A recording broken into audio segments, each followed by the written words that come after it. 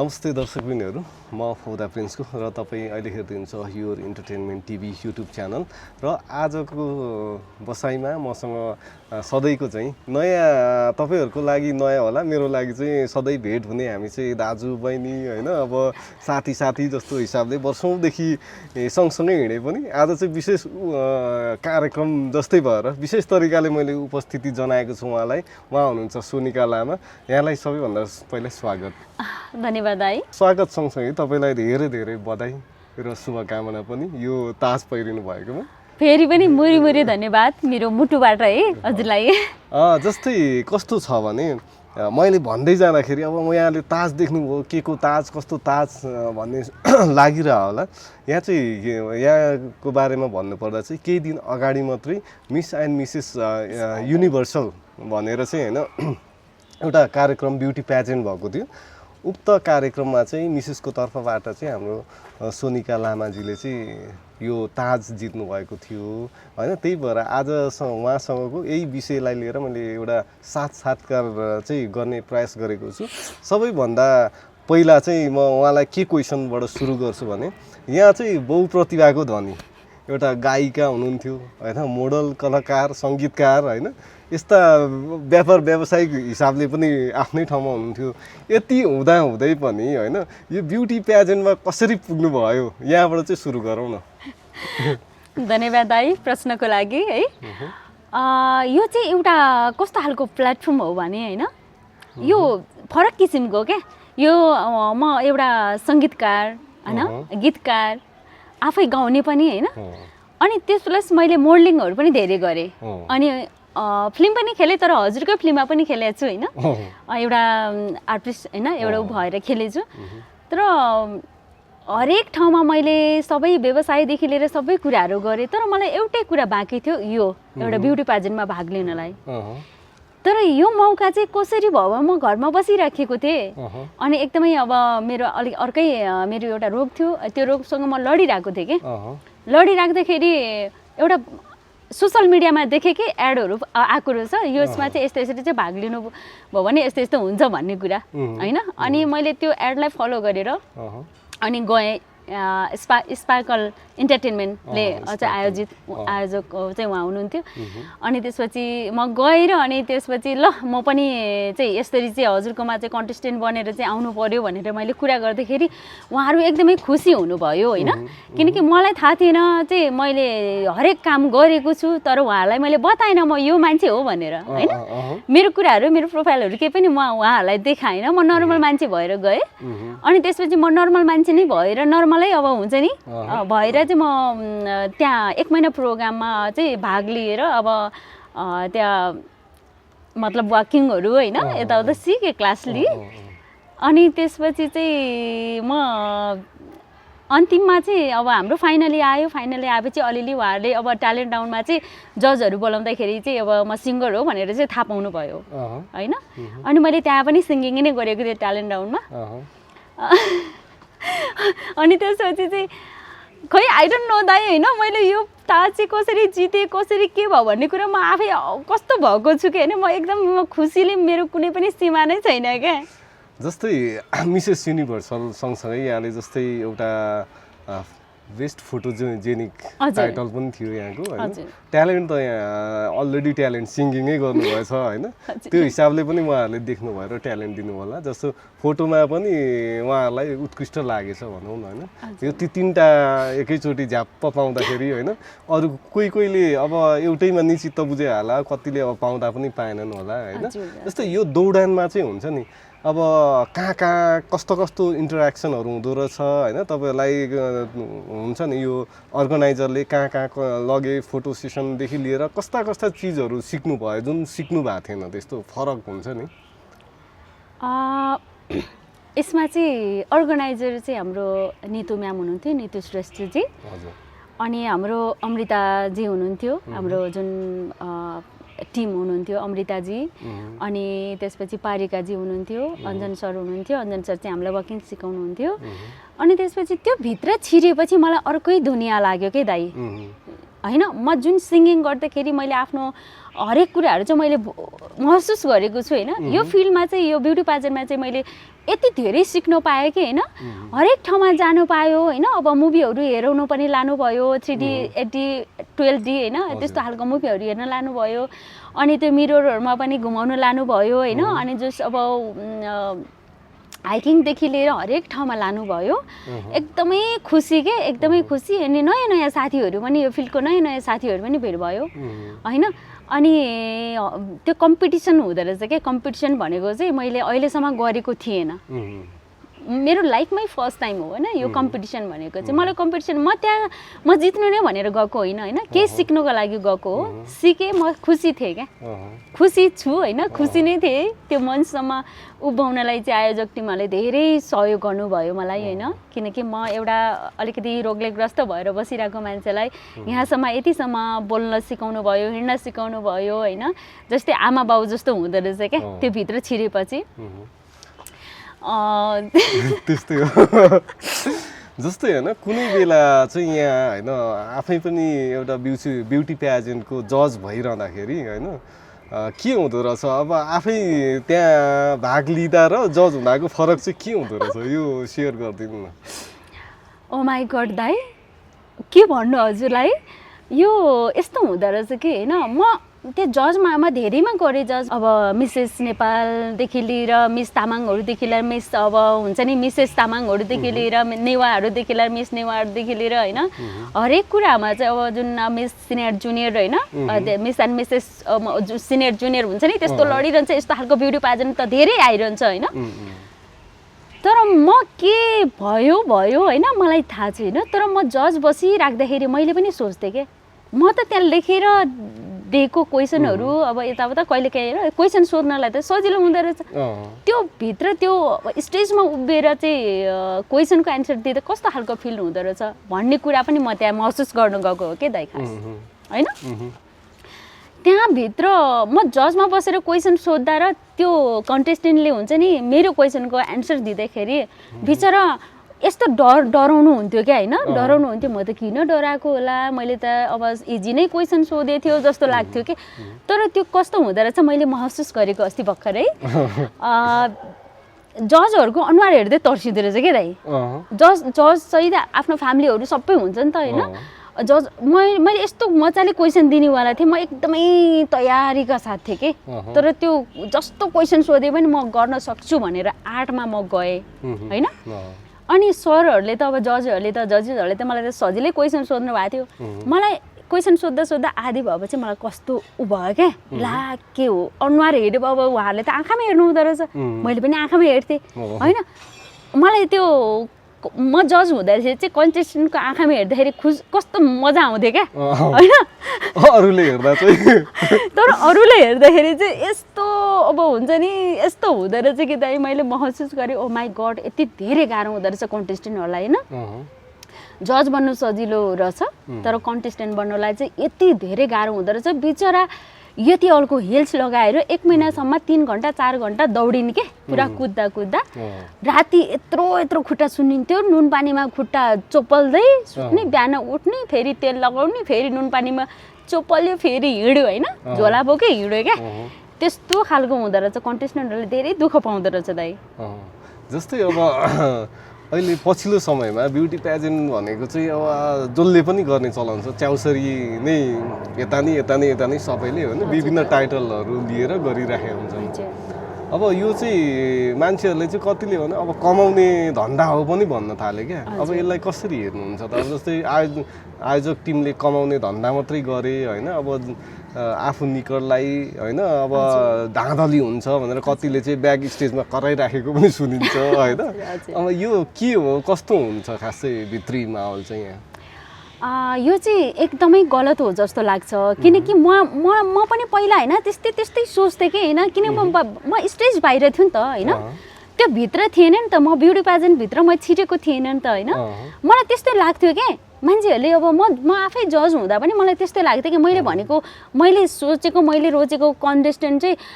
त्यहाँ विनर नहुँदाखेरि first runner of होइन त्यस्तो खालको उपाधिहरू नजित्दाखेरि चाहिँ मलाई पनि त्यस्तै लाग्थ्यो ल यिनीहरूले चाहिँ यस्तो गर्यो भन्ने सोच हुन्थ्यो तर म यो भित्र छिरेपछि थाहा पाएँ कि दाइ होइन के यो किनकि उहाँहरूले यदि गरेको हो भने जति नै पैसा लिन सक्नुहुन्थ्यो क्या होइन जति नै पैसा लिन सक्नुहुन्थ्यो कि उहाँहरूले चाहिँ हेर्ने भनेको चाहिँ कस्तोलाई हेर्नु हुँदो रहेछ भन्दाखेरि तर अहिले पनि हाम्रो धेरै धनी धनी म्यामहरू हुनुहुन्थ्यो है मसँग प्रतिस्पर्धा गर्नेहरू धेरै हुनुहुन्थ्यो तर म त अलिकति थाहा छ नि अब अलिकति हुन्छ नि तल जमिनबाटै आएको मान्छे हो होइन जमिनबाट आएको मान्छे आज यहाँसम्म आइपुगेँ होइन तर म पनि सङ्घर्ष गर्दैछु होइन त्यो भित्र छिरेर कुनै पनि कुराहरू चाहिँ धाँधली चाहिँ नहुँदो रहेछ उहाँहरूले हेर्ने भनेको ट्यालेन्ट होइन स्वभाव व्यवहारहरू होइन अनि त्यसपछि अब त्यहाँभित्र चाहिँ अब 1 महिनाभित्र कस्तो कस्तो व्यवहारहरू गरे होइन सबै कुराहरू टिपेर राख्नु हुँदो रहेछ क्या होइन उहाँ अब त्यो स्टेजमा गएर भाषण मात्र दिने होइन नि त दाइ भाषण मात्र दिनेलाई उपाधि नदिँदो रहेछ क्या भाषण दिएर अब त्यो त कसरी भने त रटेर पनि अब जसरी नि आइहाल्छ के अरे होइन जसरी पनि उ गरिहाल्छ के अरे जसरी पनि अब पिएचडी पढ्नेदेखि लिएर हरेक अब राजनीतिमा अब सामेलदेखि लिएर सबैजना हुनुहुन्थ्यो तर म एउटा साधारण मान्छेलाई किन यो उपाधि नै किन जिते भन्ने कुरामा पनि त्यो मेरो व्यवहार होइन सबैसँग गरेको अब हरेक कुराहरूको उहरू होइन त्यो दिएर त्यो सबै कुराहरू चाहिँ आफ्नो भित्रको एउटा ट्यालेन्ट सम्झेर होइन ट्यालेन्ट चाहिँ हेरेर दिनु हुँदो रहेछ क्या जस्तै जुन दिनदेखि त्यहाँ जानुभयो त्यहीँदेखि चाहिँ मूल्याङ्कन हुँदै जाँदो रहेछ होइन त कतिले चाहिँ भन्छन् अब त्यो जजले त्यो एक दिन जे देखिन्छ जुन फिनालीमा होइन त्यो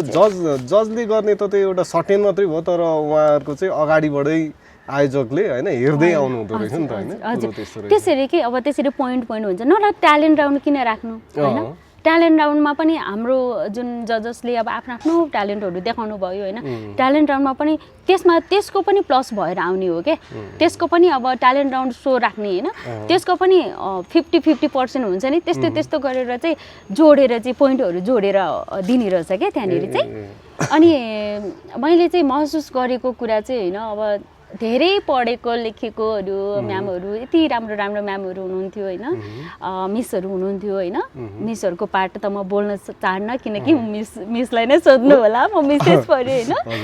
त्यही भएर चाहिँ मैले त्यो भित्र चाहिँ मैले पनि योभन्दा अगाडि 3 महिना 4 महिना अगाडि मैले सोचेको जजले यस्तो गर्छ जजसँग मिलेर अब अर्गनाइजरले यस्तो गर्छ धाँधली गर्छ पैसा खान्छ भन्ने कुरा हो तर मसँग पैसै थिएन दाइ मसँग झुम्का किने त बहिनीले किनिदिएको मलाई झुम्का म कसरी चाहिँ अब मैले पैसा दिएर त मैले यो ताज के लगाएको होइन नि त जस्तै ताज सँगसँगै ताज त पाउनु हो होइन जस्तै अरू गिफ्ट ह्याम्परहरू थियो होला एकदम उत्कृष्ट उपहार कि पुरस्कार भनौँ न के थियो यहाँको चाहिँ अहिले चाहिँ स्कुटर थियो इलेक्ट्रिक स्कुटर अनि त्यसपछि हाम्रो चाहिँ अब यो ताज त भइहाल्यो होइन त्यसमा स्कुटर थियो स्कुटर पनि किन्न त सक्थे क्या त्यो 3-4 लाख 4-5 लाख जाने जसरी नै किन्न सकिहाल्यो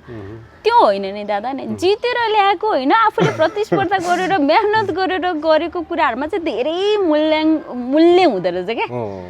यस्तो धेरै मूल्य हुँदो रहेछ कि यति खुसी छु कि म दाइ होइन खुसीको सीमा नै छैन क्या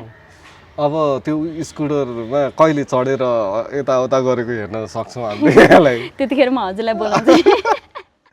अब यहाँले यो ताज जितिसकेपछि होइन आफ्नो जिम्मेवारी पनि आइपर्छ क्या आफूलाई होइन म अब समाजलाई यस्तो गरेर देखाउँछु होइन अरू आउँदै गरेकोलाई पनि यस्तो भन्छु गर्छु भन्ने हुन्छ क्या अब यो जितेपछिको तपाईँको जिम्मेवारी के आइपरे होइन हिजो अस्तिको सोनिका लामा र आज फेरि थप एउटा टाइटल पाएपछि तपाईँ फरक हुनुभयो होइन मान्छेको एक्सपेक्टेसन हुन्छ नि त्यो चाहिँ अलिक फरक हुन्छ अब यहाँले के गर्नुहुन्छ अब यति टाइटल जितिसकेपछिको यो टाइटल जितेपछि त झन् मेरो एकदमै यो ताज चाहिँ एउटा ताज मात्र होइन यसलाई चाहिँ एकदमै म माथि चाहिँ धेरै ठुलो जिम्मेवारी थपेको जस्तो लागेको छ मलाई होइन तर थपेको पनि छ होइन किनकि मैले यो बजारमा लाएर हिँड्ने ताज होइन होइन यो मेरो जिन्दगीको सबैभन्दा ठुलो सपना हो होइन यो सपना पुरा चाहिँ हुन को उसमा चाहिँ होइन म स्पार्कल इन्टरटेनमेन्टको सबै टिमहरूलाई आयोजक टिमहरूलाई अर्गनाइजर टिमहरूलाई चाहिँ एकदम थ्याङ्क यू धन्यवाद दिन चाहन्छु। मैले यो जित्दै गर्दाखेरि मैले सोचेको कुरा चाहिँ के हो भन्दाखेरि मेरो आफ्नो एकल एउटा अभियान पनि छ। मैले जुन कुरा अहिलेसम्म कसैलाई पनि सेयर गरेको छैन, म आफू भित्रभित्र गरिरहेको छु। मेरो मुगु जिल्लामा राराताल हजुरलाई थाहा छ नि, रारातालमा चाहिँ मेरो बच्चाहरू छ, अनाथ बच्चाहरू 13 जना बच्चाहरू छ। त्यो बच्चाहरूको लागि चाहिँ मैले यो ताज को साथै मैले जुन यो ताज चाहिँ लगाएँ त्यसको सबैभन्दा फर्स्ट मेरो काम नै त्यो हुन्छ कि मेरो बच्चाहरूलाई चाहिँ त्यहाँको बच्चाहरूलाई चाहिँ एउटा म किताब कपीहरूदेखि लिएर अब त जाडो महिना आयो, तातो तातो मेरो न्यानो माया अभियान भन्ने छ एउटा मेरा एउटा एकल ऊ हो होइन। पुरानो पहिला चाहिँ मैले पुरानो कपडा मलाई दिनुहोस्, नयाँ कपडा तपाईँहरू लाउनुहोस् भनेर चाहिँ मैले आफै भाषण गरेर हिँड्थेँ के बाटोमा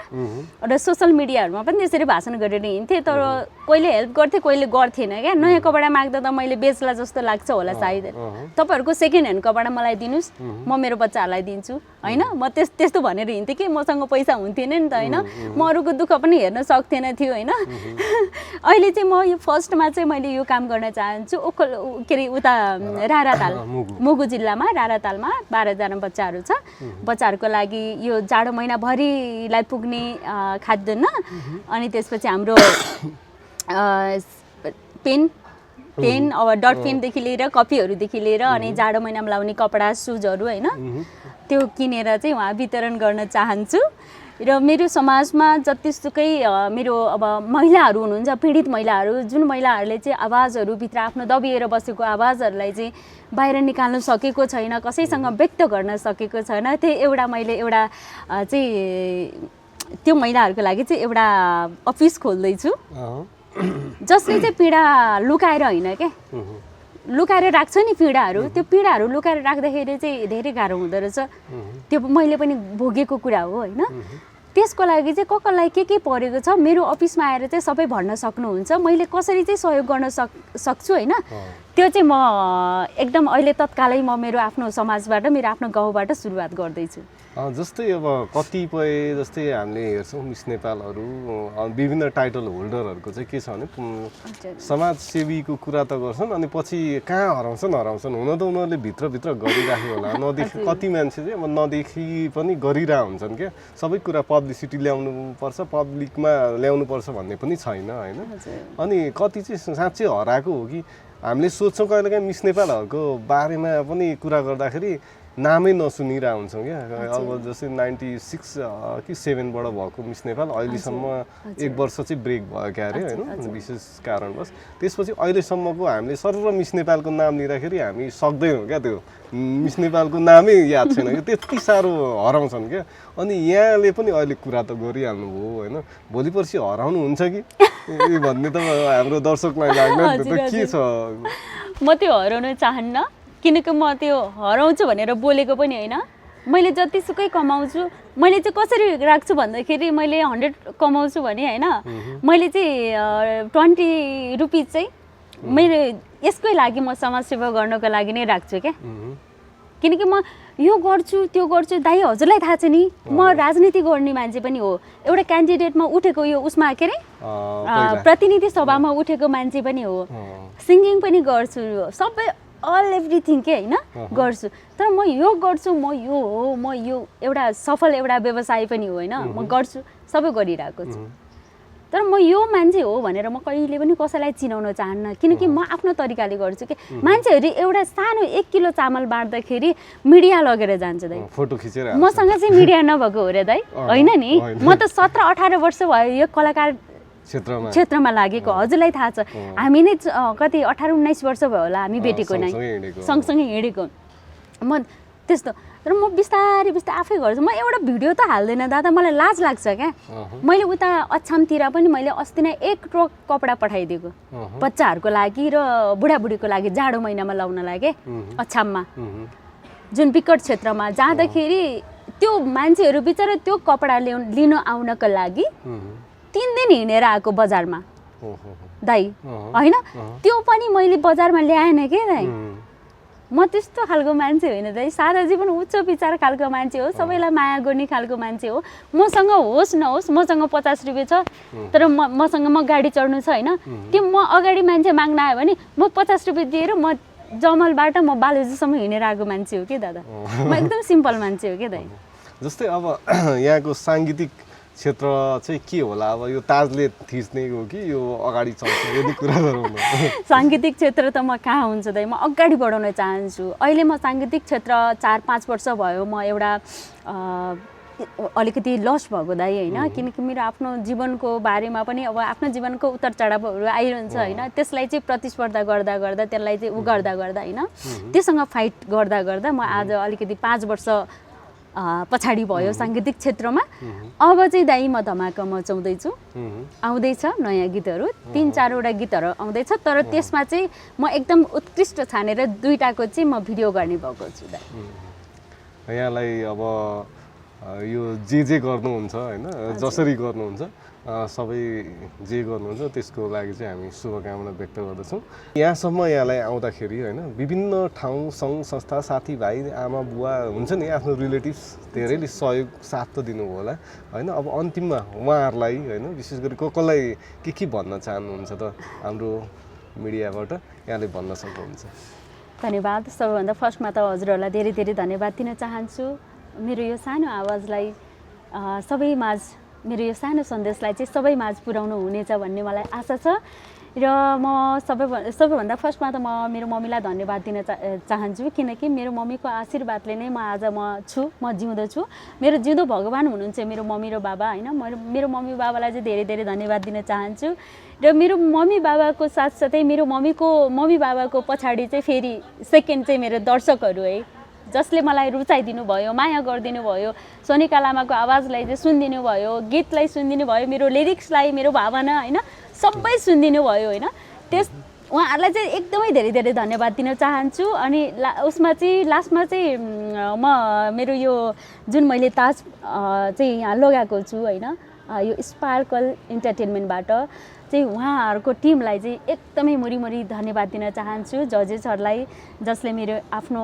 एउटा भावनाहरूदेखि लिएर मेरो आफ्नो एउटा ट्यालेन्ट होइन मेरो सबै कुराहरूलाई चाहिँ समेटेर चाहिँ मलाई उपाधि जिताइदिनु भयो सबैजनालाई चाहिँ धेरै धेरै धन्यवाद दिन चाहन्छु आज चाहिँ म यहाँ छु म यो अवस्थामा छु यो अवस्थामा भएको मेरो आफ्नो कारणले होइन मेरो भाग्यले पनि होइन मेरो एउटा मेहनतले पनि हो र हजुरहरूको मेरो मेहनतसँगै हजुरहरूको सपोर्ट हजुरहरूको साथ सधैँभरि यति नै साथ पाइरोस् भन्न चाहिँ एकदमै धेरै धेरै धन्यवाद दिन चाहन्छु म आशा पनि छु आउँदो दिनहरूमा हजुरहरूले मलाई यो सोनिका लामा यस्तो उस्तो होइन अब कस्तो खालको सम्झिनुहुन्छ म त्यस्तै छु माया गर्नेलाई म जहिले पनि मुटुमा राख्छु होइन मुटुमा राख्छु मुटुबाट कहिले पनि निकाल्दिनँ thank you so much guys thank you so much धन्यवाद दिन चाहन्छु हस् यहाँलाई होइन यो व्यस्तताको दौडान हुन्छ यो बेला त कहिले कहाँ भेटौँ इन्टरभ्यू लिउँ छपाउँ भन्नेहरू हुन्छ होइन यस्तो अवस्थामा नि विशेष गरी हामीलाई समय दिनुभएकोमा यहाँलाई धेरै धेरै धन्यवाद फेरि पनि हामी भेट्छौँ हस् धन्यवाद दादा